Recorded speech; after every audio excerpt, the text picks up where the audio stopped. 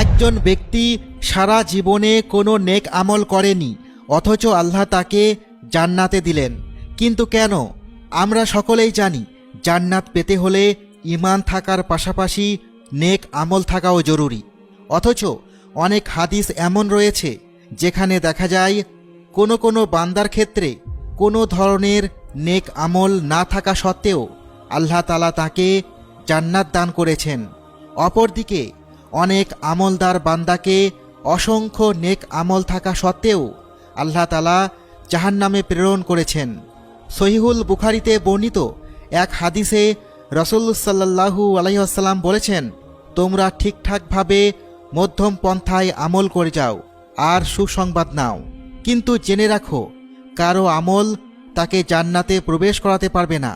সাহাবায়ে কেরাম আশ্চর্য হয়ে বললেন, হে আল্লাহর রাসূল, আপনাকেও না?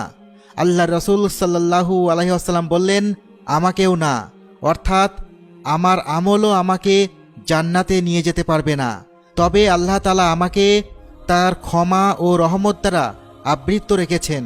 সুতরাং এই বিষয়টি সুস্পষ্ট হয়ে গেল যে বান্দার আমল তাকে কোনোদিন জান্নাতে নিয়ে যেতে পারবে না, বরং একমাত্র আল্লাহ তাআলার দয়ায় বান্দা জান্নাত লাভ করবে। এখন প্রশ্ন জাগে, তাহলে আমল করে কী লাভ? সুপ্রিয় দর্শক, এখানে মনে রাখতে হবে যে আমল হলো বান্দার প্রতি আল্লাহ তাআলার মহান হুকুম, যা সঠিকভাবে পালন করার মাধ্যমেই আল্লাহ তাআলার দয়া ও ভালোবাসা অর্জন সম্ভব। আর বান্দার প্রতি আল্লাহর দয়া ও সন্তুষ্টই থাকাই বান্দার চূড়ান্ত সফলতা। এজন্য আমাদের সকলের উচিত আল্লাহর দয়ার প্রতি ভরসা রাখা, নিজের আমলের প্রতি নয়। এমন বহু আমলকারী রয়েছেন যারা নিজের আমল নিয়ে গর্ব করে। তাদের ভালো করে স্মরণ রাখা দরকার যে আমলের দ্বারা একজন বান্দা বিনয়ী না হয়ে উল্টো অহংকারী হয়, ওই আমল দ্বারা সে জান্নাত লাভ তো দূরের কথা, বরং ওই আমল তাকে জাহান্নামে নিয়ে যাওয়ার অন্যতম কারণ হতে পারে। সুতরাং আমরা যখন কোনো নেক আমল করতে পারব, তখন সেই জন্য তাতে গর্ব না করে প্রাণ খুলে আল্লাহ তাআলার শুকরিয়া আদায় করব। আল্লাহ তাআলা ইরশাদ করেন, তিনি যা করেন সেই সম্পর্কে তিনি জিজ্ঞাসিত হবেন না, বরং তাদেরকে জিজ্ঞাসা করা হবে।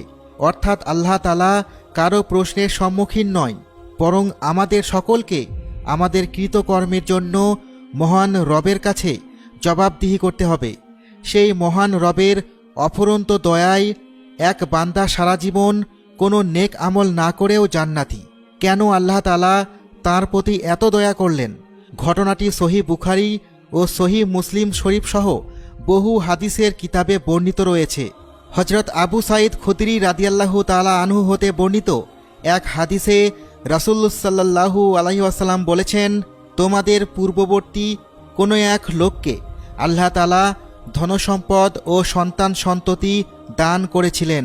যখন এই ব্যক্তির মৃত্যু ঘনিয়ে এলো, সে তার ছেলেদের লক্ষ্য করে বলল, আমি তোমাদের পিতা হিসেবে কেমন ছিলাম? তারা বলল, আপনি অবশ্যই ভালো ছিলেন।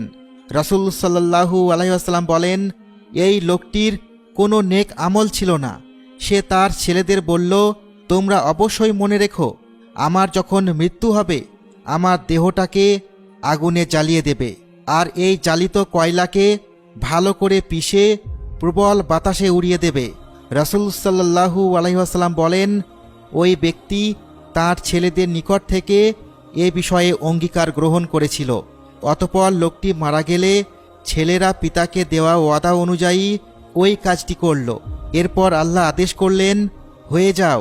সাথে সাথে সে পূর্ণাঙ্গ মানুষ হয়ে গেল আর আল্লাহর দরবারে হাজির হলো।